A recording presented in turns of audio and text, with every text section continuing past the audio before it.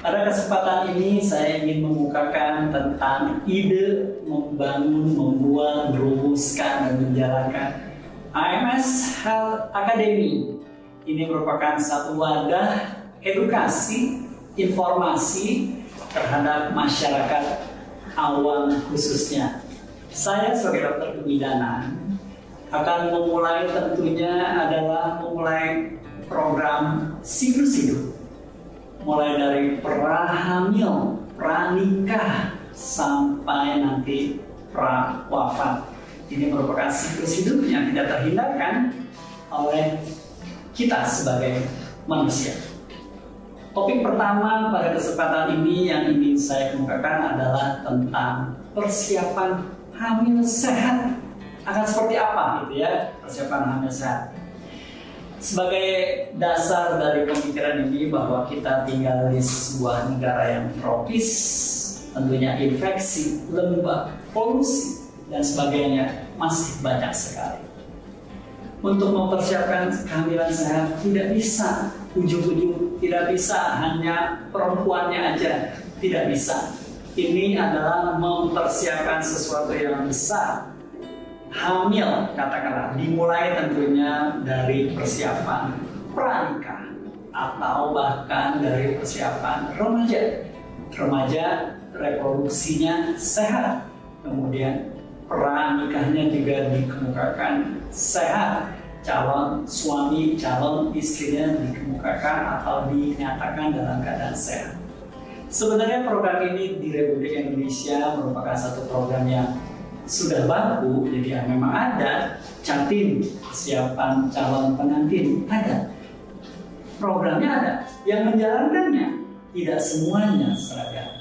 Oke, sekarang katakanlah sudah masuk persiapan hamil. Pastinya hamil itu terjadi dari pertemuan sperma dan telur di rahim yang sehat. Jadi kita akan fokus untuk persiapan ibunya yang sehat dan bapaknya yang sehat. Tentunya dari ibu yang sehat akan menghasilkan telur yang sehat, rahimnya juga sehat. Dari bapak yang sehat akan menghasilkan sperma yang sehat. Kalau memang dipertemukan telur dan sperma itu, maka logikanya akan terjadi hamil yang sehat. Gitu. Kalau misalnya bisa terjadi hamil yang sehat di dalam anak itu, kalau dia laki-laki ada calon sperma yang sehat juga. Ya kalau dia perempuan ada calon telur yang sehat juga.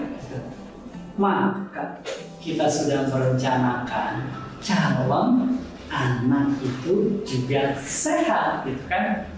Bayangin kalau ibunya bisa sehat, itu katakanlah satu generasi, kemudian hamilnya 2 generasi, gitu kan.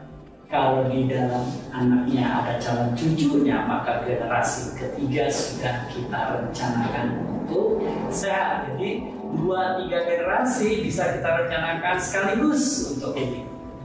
Tentunya perjalanannya sangat tergantung dengan gizi, pola asuh, permasalahan-permasalahan yang lainnya. Kalau dia hidup nanti pasti banyak.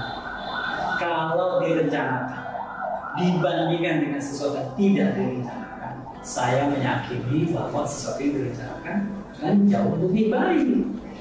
Sekarang apa yang dimaksud dengan sehat? Perempuan sehat, laki-laki sehat. Sehat itu adalah bukan hanya bebas dari penyakit atau kecacatan, tapi sehat itu terus jiwanya, raganya, sosial, ekonomi, dan spiritualnya. Kita penuhi semua kebutuhan itu. Tidak banyak orang yang tahu. Datang ke saya kalau saya tanya, ibu mau hamil? Apa tujuan hamil? Kadang-kadang juga bingung. Yang punya keturunan teramat. Ya inilah, ya itu dan segala macam. Enggak. Kita udah menyatakan bahwa kalau sebagai muslim kita, tujuan kita diciptakan oleh Allah, turun ke muka bumi ini adalah untuk menjadi khalifah bumi yang akan mengelola aset-aset Allah di muka bumi ini. Tentunya kalau tidak sehat, pastinya akan jadi masalah.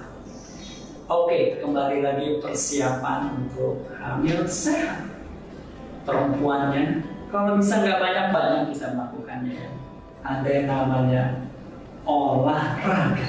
Jadi raganya diolah gitu ya. Kita negara tropis, boleh nggak olahraganya teratur? Terserah mau 5 menit, 10 menit, tapi teratur. Misalnya 2-3 kali 1 minggu, kenain matahari, keringetan itu sampai kelihatannya bugar gitu. Itu luar biasa dari calon bapak, calon ibu gini kalau dia melakukan olahraga yang teratur, diharapkan badannya bugar gitu ya. Semoga aliran darahnya bagus dan akhirnya juga spermanya bagus, telurnya bagus. Olah gizi, apa yang dilakukan olah gizi? Dulu ada kata-kata 4 sehat 5 sempurna. Sekarang gizi seimbang. Tidak banyak yang datang ke saya overweight, underweight, dan macam-macam gitu ya. Itu tentunya harus kita perbaiki. Ada yang anemia, ada yang kurang gizi, ada yang lagi sakit, dan segala macam. Jangan lupa, bukan hanya penyakit, tapi bisa terpisah dengan jarak. Ketemunya katakanlah 6 bulan sekali atau sebulan sekali, itu juga permasalahan. Ada yang lagi kerja, ada yang lagi tidak kerja, ada yang kerjanya jauh, ada yang dekat. Itu permasalahan juga yang harus diselesaikan. Yang berikutnya adalah olah stres. Jangan lupa kita tinggal di Jakarta. Ini tidak terlepas dengan kota-kota yang lain juga.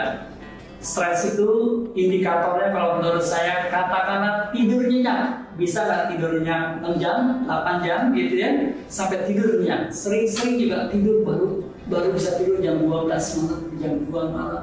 Kemudian jam 4 mesti pergi lagi dan sebagainya. Sampai kantor juga mesti kerja, mesti berbagai hal yang dilakukan.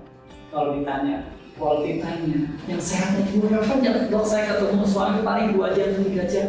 Nah, itulah yang menurut saya yang dimaksud dengan olah stres. Tidak lagi buru-buru, tidak lagi dalam tekanan, tidak lagi dalam target-targetan, tapi memang lagi pola hidupnya lagi sehat gitu.